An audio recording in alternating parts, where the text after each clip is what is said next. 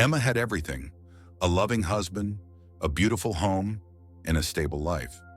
Married to Daniel for 8 years, she believed she had made all the right choices. But something inside her yearned for excitement, a spark that had long faded from her marriage. It all started with a simple message from an old college friend, Michael. He was charismatic, charming, and lived the kind of spontaneous life Emma had once dreamed of. Their conversation started innocently, catching up, reminiscing about the past, but soon evolved into something more. Late-night messages, secret phone calls, and stolen moments of laughter ignited a fire inside her that she hadn't felt in years. Emma convinced herself that it was harmless, that she could manage the thrill without consequence. But as her connection with Michael deepened, so did her distance from Daniel. She found herself making excuses, avoiding deep conversations, and feeling irritated at the smallest things. She wasn't the woman she used to be, and Daniel started to notice. He would watch her as she sat staring at her phone, her expression different, lost in a world he no longer seemed to be a part of. One fateful evening, Michael was in town, and Emma made a choice that would change everything. She met him at a secluded cafe, her heart pounding with both excitement and guilt. The chemistry was undeniable, and before she knew it, she found herself in his arms. The intoxicating touch, the whispered words of passion, it was exhilarating until it wasn't. As she lay beside Michael in a dimly lit hotel room, a sudden wave of regret washed over her. The adrenaline, the euphoria, the excitement, it all faded in an instant, replaced by a hollow, suffocating guilt. She had risked everything for a fleeting moment of passion. The realization hit her like a punch to the gut. She had betrayed the man who had loved her unconditionally, the man who had built a life with her, who had trusted her. Emma rushed home that night, feeling as though she had aged years in mere hours. The sight of Daniel sleeping peacefully, unaware of her betrayal, made her heart shatter. How could she look him in the eye again? How could she pretend nothing had happened?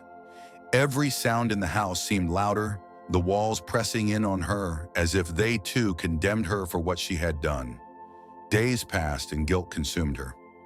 Every time Daniel smiled at her, every time he reached for her hand, she felt like a fraud. The guilt was unbearable, yet she couldn't find the courage to confess.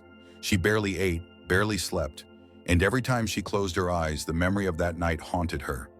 Then one evening, Daniel confronted her. "Emma, something is wrong. You've changed.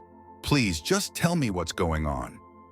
His eyes, filled with worry and love, broke her completely. She fell to her knees and sobbed, confessing everything, every message, every meeting, and the night that had shattered their world. Daniel was silent for what felt like an eternity, his face contorted with pain, betrayal, and disbelief. "How could you?" he whispered, his voice hoarse. The man who had always been her rock now looked at her like a stranger. The days that followed were agonizing. Daniel moved into the guest room, barely speaking to her. The home they had built together felt like a prison, suffocating with memories of what once was. Emma tried everything: apologies, letters, therapy suggestions. But Daniel was a broken man. The look in his eyes was no longer one of love, but of sorrow, of deep disappointment. He couldn't even look at her for too long without the pain flickering across his face. Weeks turned into months, and the weight of her mistake never lessened. She had gambled her marriage for a thrill that lasted mere moments. She learned the hard way that some mistakes couldn't be undone, that some wounds never truly heal. One day, Daniel packed his bags. "I don't know if I can ever forgive you," he said, his voice devoid of the warmth it once held. "But I can't stay here, not like this." Emma watched him walk away, realizing too late that the love she had taken for granted was now just a memory. She had lost the man who had given her everything, all for a moment she would regret for the rest of her life. And as the door closed behind him, Emma knew that no amount of regret, no amount of apologies could ever bring back what she had destroyed.